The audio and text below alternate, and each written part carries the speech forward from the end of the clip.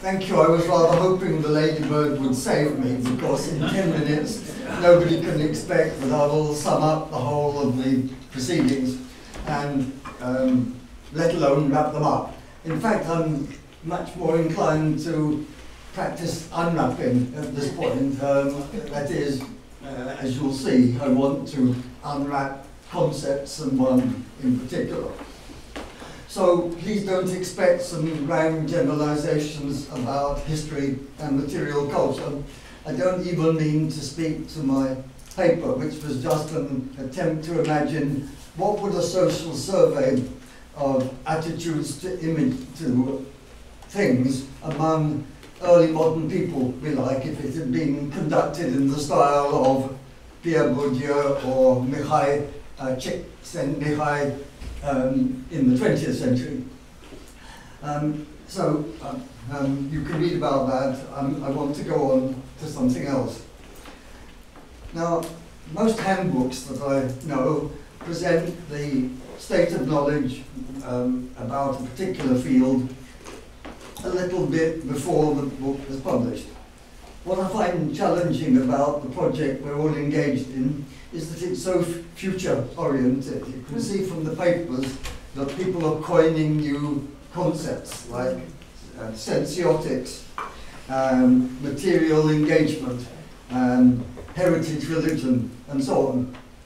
But of course, that new concept's not so easy to digest, and that means that even more than in other projects, we need to talk about what we're talking about when we talk about things. So, listening to the papers, I started imagining a dictionary of concepts. So, A is for agency, B is for bricolage, C is for classification, D is for distinction, clearly. And this would have to be a historical dictionary, because then it would serve the purpose of reminding us that the network of concepts which we use in order to come closer to the network of relations between people and things, this network of concepts is changing all the time, and one needs to see it as part of history. Now, so what can I do? I can't talk about the whole dictionary, so I'm going to talk about just one concept that I have found particularly useful in my own work, but still it raises problems. And that concept is translation. And in fact, of course, we heard about translation this morning in Laura Johnson's paper, and what she called material translation. In a more old-fashioned way, I'm going to talk about cultural translation, since that term has become established, at least among some anthropologists and historians, to refer to this process of adapting items of culture to a new context. So it's a double process of decontextualization and recontextualization. Now, I happen to be working at the moment on cultural hybridity in the Renaissance, or maybe it would be better to call it the Renaissance as a case of cultural hybridity. Well, that means I talk about hybrid people, I talk about hybrid ideas, and of course I have to talk about hybrid objects. That some of them half classical, half Gothic, or others of the kind that are described by historians in hyphenated language. Think of the Veneto-Saracenic metalwork of the 16th century, or think of the Indo-Portuguese boxes and chests of around 1600, or the Afro-Portuguese ivories. But of course, just calling them hybrid is just descriptive, and it doesn't answer historical questions, and of course it also has that difficulty of assimilating these objects to nature when they're made by human hand. So, asking the big question, how do we analyze the process by which these hybrid objects came into existence? And here the idea of translation seems rather helpful. we can think, it brings agency back in, and we think of artisans who are translating a local tradition into a form which will appeal to people somewhere else. Benito Saracenic apparently made, especially in Damascus, maybe elsewhere in the Middle East, but with an eye, maybe with both eyes, on the Venetian market. And similarly, the artisans in Gujarat working for the Portuguese, or the artisans in Benin working for the Portuguese. But then, of course, to talk about it as simple translation misses part of the story, because this is multiple translation. How do the artisans in Damascus or Benin know about what it is that will appeal to customers so far away from them?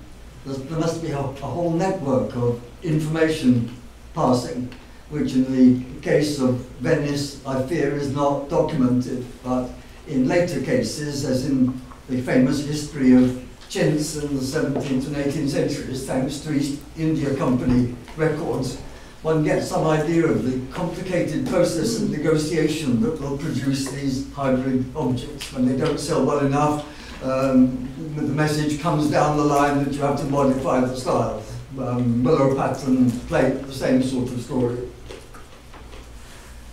Now, let me stretch the concept further. I said I was going to unwrap a concept, but maybe a better metaphor is to stretch it to see how far it goes before it starts to tear.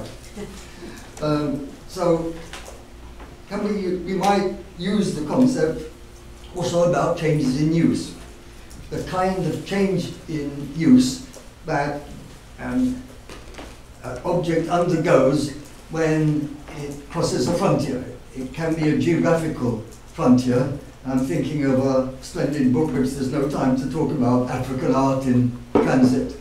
And it also can cross a frontier in time. So then I'm thinking about objects that were of devotion, whether they're made in the Middle Ages or the Renaissance. And at some point, when, by whom, they are translated or converted into works of art displayed in museums. They're disenchanted, if you like. Imagine everybody's surprise in, let's say, the British Museum if somebody knelt down before one of the sacred images displayed in the glass cases. And that brings me to a rather local story, because Emmanuel College possesses a large image of the Buddha. Probably we're the only Cambridge college that has one. It was given to us in the 1920s. We didn't really know what to do with it. Put it on a landing on the first floor on a plinth. A few weeks ago, suddenly a glass of water and an orange appear on the plinth next to Buddha. So I assume that there is a Buddhist student in college who was a bit worried that the image wasn't getting the proper attention. Well, that's a retranslation, isn't it, into the original language. What our work of art has gone back to being a sacred image, at least for someone. Which is a reminder that so many objects can have different meanings for different people in the same place and the same time, as well as all the changes over time. Well, let me try and stretch this concept even further still, though I'm sure it's fraying by now. But I want to take an example from the history of Brazil. In the early 19th century, when there was a reasonable amount of money in Rio de Janeiro and Recife and Salvador. And there was a fashion for buying English furniture. And there were English merchants established in Brazil, especially after the Emperor of Portugal went there, or King of Portugal became Emperor of Brazil there in the 1808. And so chairs, tables, Chippendale among them, are imported. And then some Brazilians decide that they will have these chairs and tables copied locally. And in the course of the copying, interesting changes take place, which were noticed by one of my intellectual heroes, the Brazilian historian Gilberto Freire, in a rather neglected book called The English in Brazil. Only very recently translated, though it was published in 1948. So he points out that the angular style of English furniture, he likes to think of the English as angular in all sorts of ways, but especially furniture, it's all smoothed out and becomes rather curvaceous in the Brazilian climate. I think he's being frivolous just talking about the climate. He doesn't go any further in trying to explain it. But well, let's see if one could say that the local artisans then translated the angular English style into something appropriate for the new context. Or did they translate? Surely if you're translating, that means you're doing something consciously. Were these artisans necessarily doing something consciously? Because my guess is that they weren't. My guess is that these Brazilian artisans were probably, at least sometimes, African slaves. And some of them might even have been trained in their craftsmanship in Africa in the first place. And they're given an English pattern to imitate.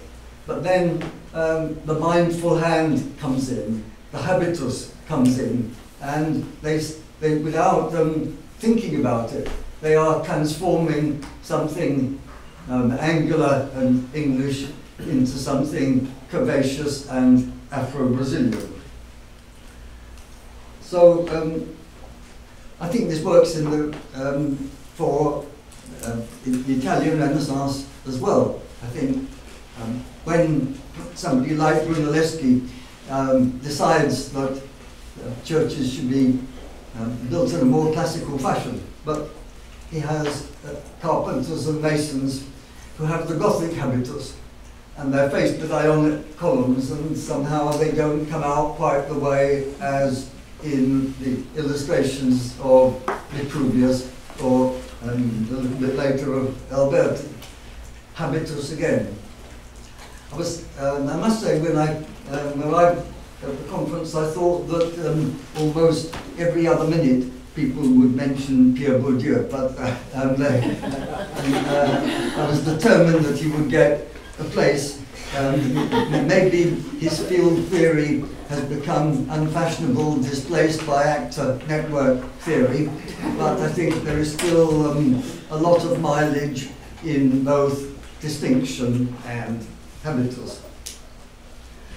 Well, in those few words, I hope to have set the ball rolling, but I think when you set a ball rolling, the best thing is to step aside and watch where it goes. Thank you.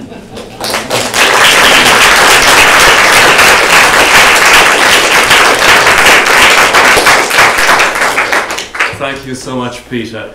And in Peter's spirit of stepping aside, as it were, we're going to discuss these ideas that we've just heard from Peter, which he put together in the last, over lunch, I think, more or less. And we're going to talk about these ideas, but others that have emerged that are general questions from the workshop, rather than interrogate Peter. That's not the idea of what we do now. So it's a general discussion. So with that, please raise hands or other limbs.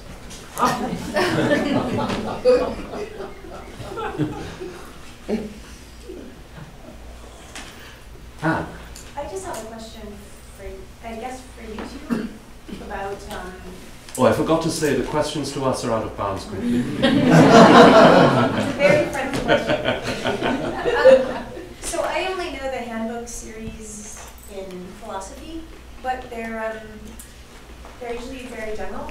So if I want to know something about, I don't know, virtue epistemology, there's an entry on that in the epistemology handbook or something like that. And I feel like what I've seen here is a lot of specificity, and I'm not sure. I'm just curious. I mean, now that I've heard all the papers, I mean, it's been amazing, and I've learned so much from you all, and I'm really grateful for that. But I'm just wondering how it's going to work as a handbook exactly. It might be helpful, Nancy, could you maybe explain how this handbook is somewhat different from a handbook that's more of a dictionary? Sure. We have many varieties of reference books. We have more dictionary style books that have very short entries. We have very long style books. This is somewhere in between where we're trying to, I think, suggest the state of scholarship, but often through case studies, if you will. So it's a very fine line. If we went through this with, I think the oral history handbook might be somewhat of a parallel to strike a balance between the theory, the practice, the weeds and the clouds. And I'm sure we're not there yet, but that's what we'll be doing as we refine the articles. And we know that the presentations are not exactly what we're going to see in the articles. Parts of them will be there, so that's an excellent question. But we don't see it as being a comprehensive look it up reference book. That's not what it is. No, and I want to say that when Nancy was chasing us down to take on the editorship of this book, I think we definitely made the case to Nancy that we really wanted this to be not just a survey, a comprehensive or synoptic survey of a field through the contributions of a number of authors, but rather how can we make this field, where are we going with this? And what are the really potentially fruitful avenues to explore? And we thought that there are several of these, and among them are, we can look at anywhere in the world. We don't need to be geographically constrained, that is, in aggregate, among ourselves. We don't need to be chronologically constrained. We should think of human history as something that goes to the deep past as well as the recent past. And that we should try to not undermine exactly, but, if you like, sidestep some of the ways in which groups of us and individuals among us, and I say that us as being a much wider range of colleagues than we have around the table here, have explored issues of history and material culture. That is, to not be provincial in aggregate. So it's really what some of the most interesting scholars who are dealing with stuff and its relation to the past and the making of interpretations of the past, what you're all doing, that's what we want to try to bring together. So it's not what I don't think of it as a reference book in the least. And there's, Can I say something? Yeah. There is already a handbook of material culture published by UV, Yes. from Material culture studies, Yes. it's called. which provides a kind of example of what can be done. And you will see, if you look at the volume, that there's a whole variety of topics. Some of the papers go really deep into one case study, and it works really well at the end. And I mean, it's not really an issue of try to provide an overview or just basic introduction to certain things. At the end, I feel that you get this sense of something interesting going on, and I'm sure that the same thing can apply. and in part what we're also hoping is that historians who might not be engaged with the study of the material world, or historians who might be more traditional text-based historians, might be able to turn to this to see what's really possible. Yeah. What's really possible in dealing with a wide range of historical sources from a wide range of practices, a wide range of perspectives. And so it's very consciously material culture and history. Right? And that's the not so hidden agenda, I think, sort of underlying much of this. Any other anxieties? I said earlier, anxieties are good.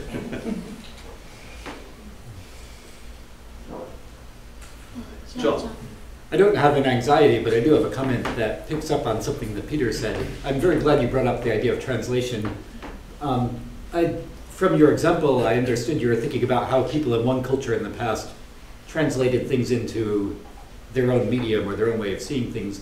But I also, just going back to what Dan was saying earlier about a textual object versus an archaeological object or a real object, I tend to think of translation also as the way we interpret the evidence, in the sense that ultimately there's a core of information, and every time we look at it and understand it, we're filtering and subtracting and twisting, but also hopefully maintaining some kind of a core of continuity of information. And therefore, if you think about ancient people as translating each other all the time through their material things, and you think about us as having more or less the same challenge, this actually tends to abolish the distinction between the natives interpreting each other and us as analysts, which I'm not sure it reduces our authority or whatever, but I think it's a good way to look at it. Yeah.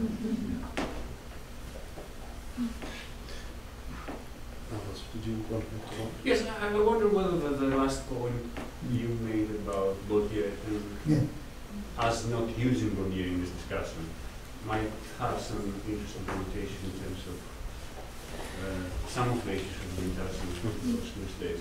I mean, I'm curious. I mean, why this turn to A&T rather than Burke? They come from a similar tradition. They habitus pretty much deal through the same, from a different perspective, but with the same questions of how the environment shapes our action and ways of doing things in the world.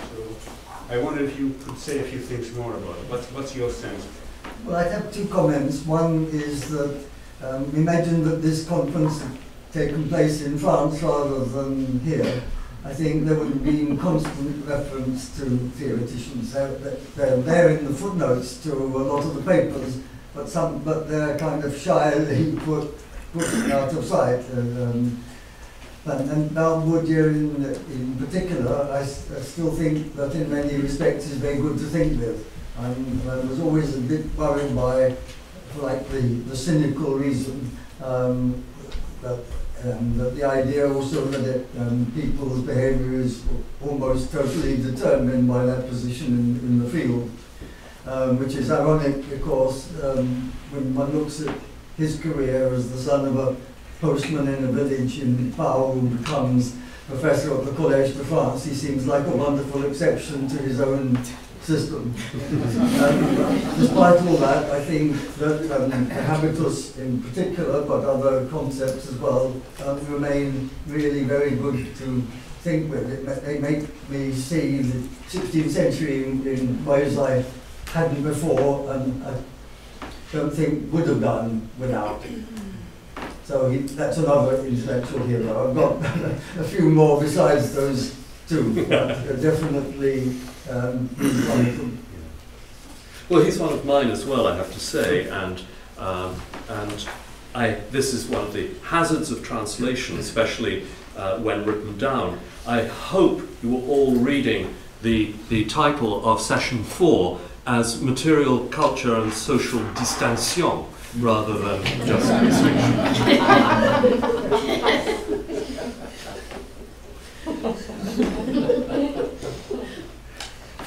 Yes, Laura. Well, if we're sort of outing our love of Bourdieu, if you will. Well, we started Peter. Why not?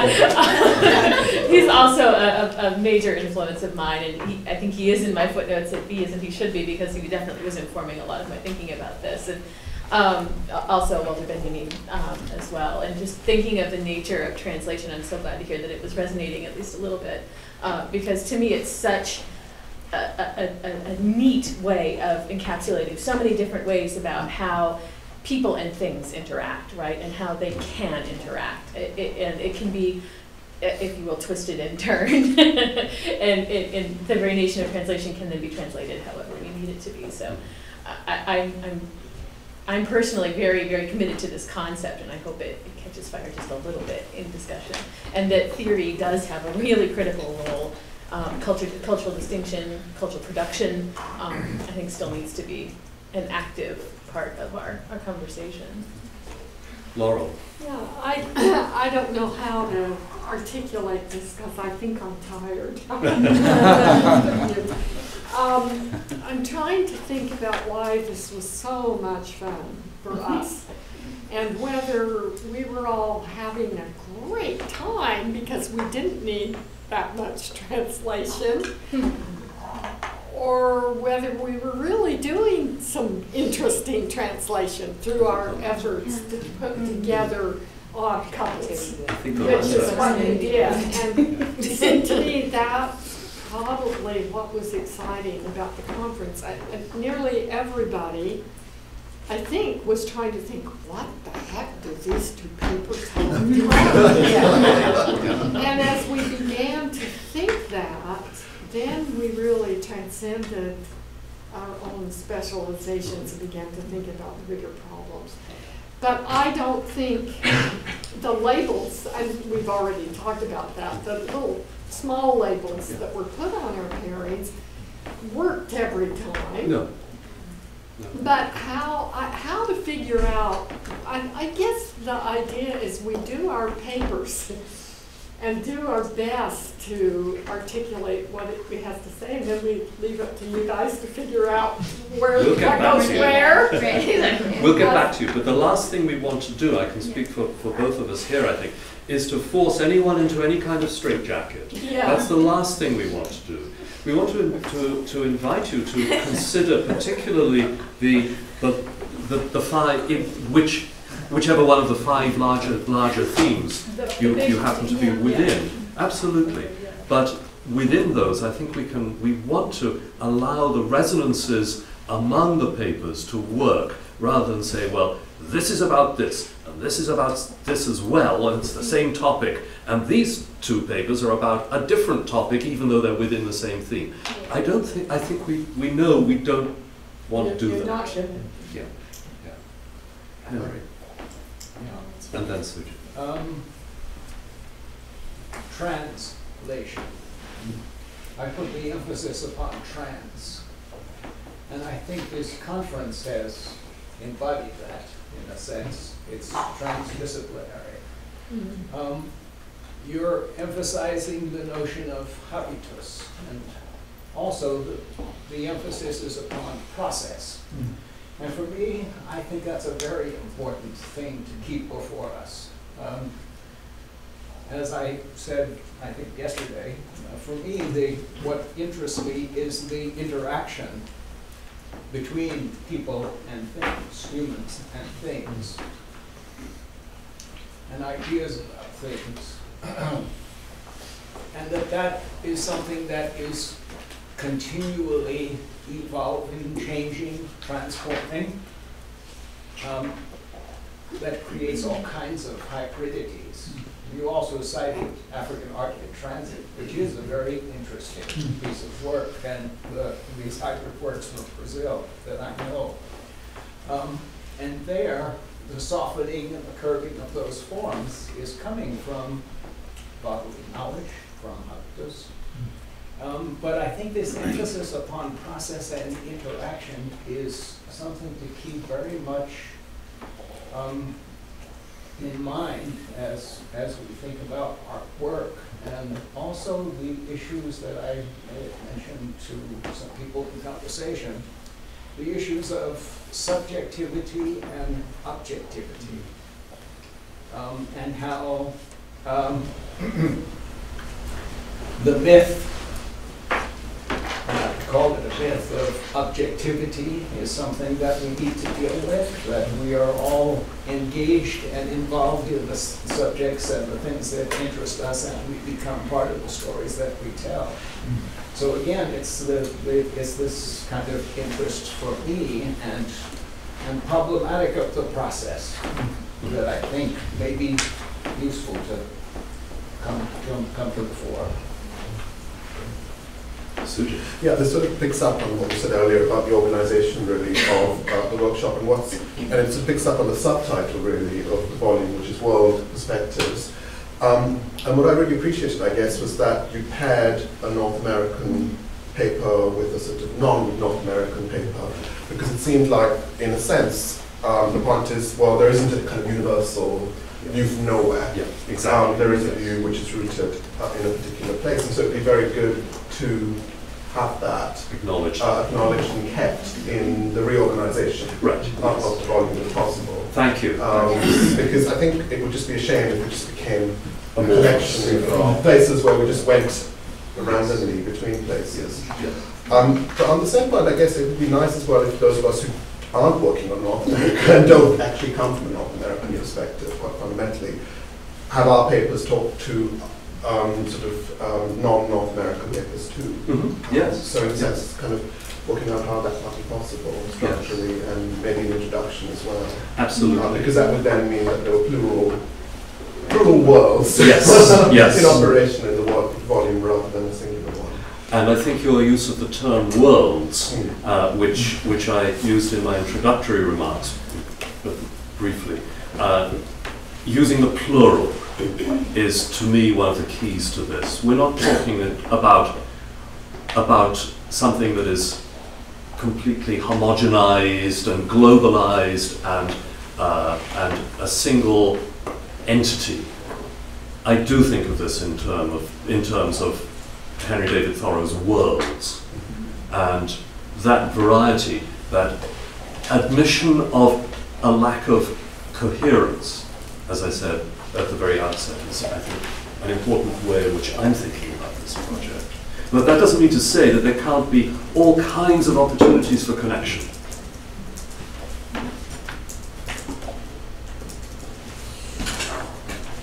Any other points, issues, horrors? John? Just talking again about translation, I would be interested to know if anyone had any perceptible observations about disciplinary differences in that sense. And were you listening to a paper and thought, this is not how we do it in my field, or this is interesting or different? Or Yes. dead silence. Any volunteers to? I can start with one observation. Yes. I was struck by the fact that, by and large, the historical papers struck me as theoretically highly literate, but very understated, in the sense that in my field, you typically have to start by waving around a lot of theory at the beginning of the paper to establish your credentials, and then after that you can talk about the actual thing you want to do. But the general topic also, the general underlying thing is that we come from a disciplinary tradition in which it's thought that the goal is is to develop general principles or themes rather than to understand a particular case. So in that sense, at the end you always have to come back to a generalizing frame rather than say, now I understand the case, end of paper. Can I ask, John, to what extent do you think this is a matter of, as it were, disciplinary decorum, and to what extent is it a matter of substantive difference of intellection? Well, how do you know when your analysis stops when you're done? Yes. What is it that makes you decide to stop writing? Yeah. And I think there is a difference in terms of conventions, especially within the field perhaps of American material culture, most specifically, where I think theory is very often put aside or put explicitly into the notes, because you're often trying to reach not only an academic audience, but also a broader, you have different kinds of audiences.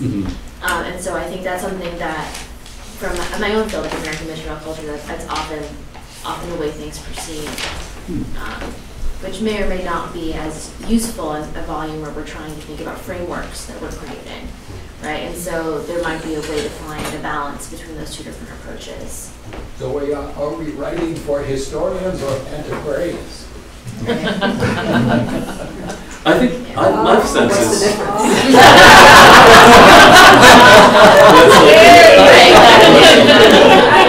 I'm serious. You're serious. Does anyone want to try to? I mean, Peter would be the obvious person to offer a description of the difference, or a definition of the difference between history and antiquarian scholarship. Well, actually, in the tradition I'm from, one best responds to a question with a question. So actually, this is really an OUP question and an editor's question, which is, though I think perhaps of value to the group, of which I'm not part. And that is, having done a handbook of material culture, what were you looking for that was not in that volume? Right. Yes. Well, the other one you made, the material culture studies, I didn't do that one myself. That came from the classics department in the UK, and it's much more archaeological. So there are very few historians, qua historians in there. So. But more, say more about the difference that you wanted to fill in. I wanted it to be much more cross-disciplinary. I wanted to get museum people, academic historians, art history people, just a much more international variety. That is I think it would be fair to say, very British product. And part of my goal is to make us much more global. So I think Nancy's ambitions in this respect actually coincided with Sarah and mine rather neatly, in that those were also things that we were concerned to try to do. Melissa? Yeah, one of the things that came through in some of the papers that might cross over, and I don't know whether you want us to bring more of that into it, which is the history of collecting and museum practice, because a lot of the people here are also people working in museums, and whether you want that in a sense as part of the way, well, at least for the historians, that we're kind of linking it up to. I mean, I am interested in the history of museum collections, and I think it's important to link up the question of material culture to what's left in museums and how those museums are curated. But how much do you want that kind of part of our work, for our chapters? Partly because Sarah, you're also working in museums, so that's. Yes. I think as it's relevant to the argument that you want to make. Right. Okay. And there's some cases in which that's going to be crucial, and others in which that would be a distraction. So I think if in the paper that you're producing, if that's important, then please go into that. Like I couldn't imagine Catherine's paper without thinking about collectors, right?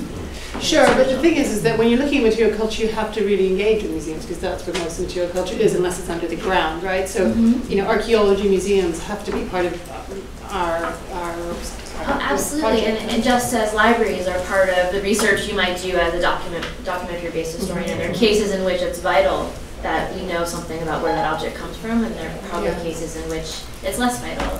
So that is something that I think we leave to a case-by-case basis as we work through these articles together. I mean, I'd be perfectly happy if some of the museum scholars among you don't even mention museum collections. That it doesn't, and if some of it's not a requirement for anyone. It's, as Sarah says, in my mind, it's what's appropriate for the case study that you're pursuing, the argument that you're making, what evidence you want to adduce. And just to add to that, I think when Nancy mentions it's important to have scholars within academia, within museums, part of that is it's not because we want someone to be able to talk explicitly about museums, it's because we recognize that that's where some of the really amazing work and expertise in material culture lies. Yes. Right? It lies within universities, it lies within museum settings. And we want this to recognize that expertise in both of those places.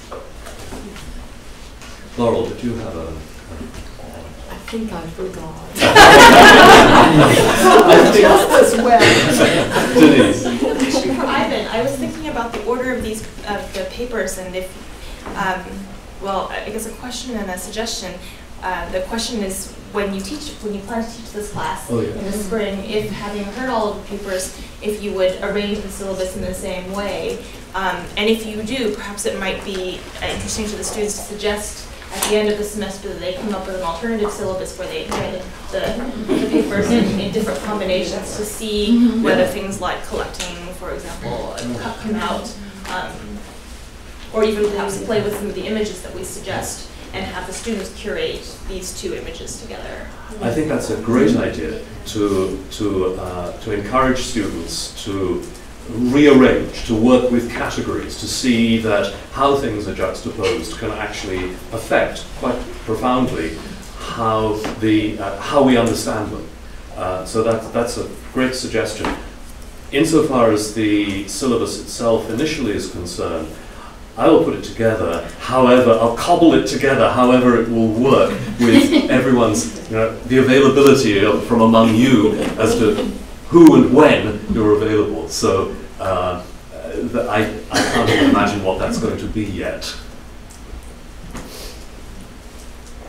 Well, I think we're on the point of forgetting.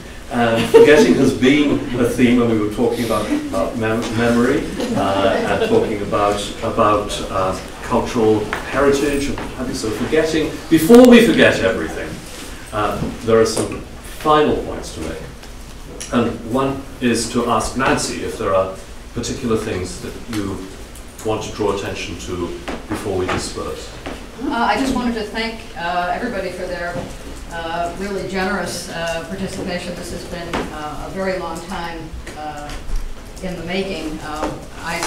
Material culture is something I've wanted to do for a long time, and it probably started back in about 1992 when I brought in a series from the British Library on discoveries and inventions. And this was in the fax era, so we didn't have email, we didn't have PDFs, and they started sending me faxes of proofs.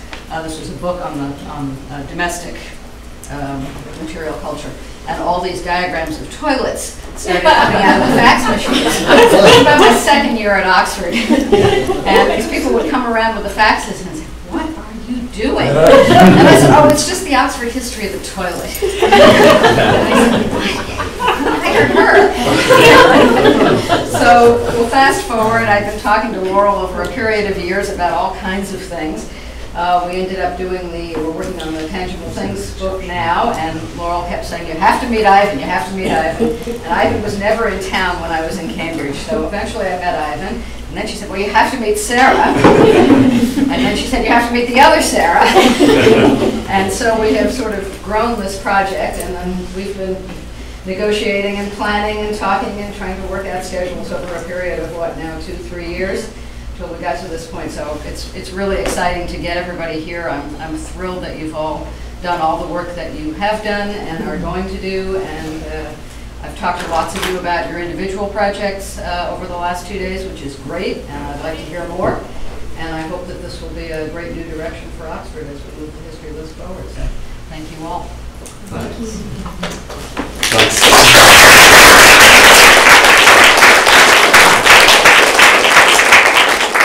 Any practical things that I forget now or that Sarah forgets now, and we're in that forgetting mode now, we can follow up with emails.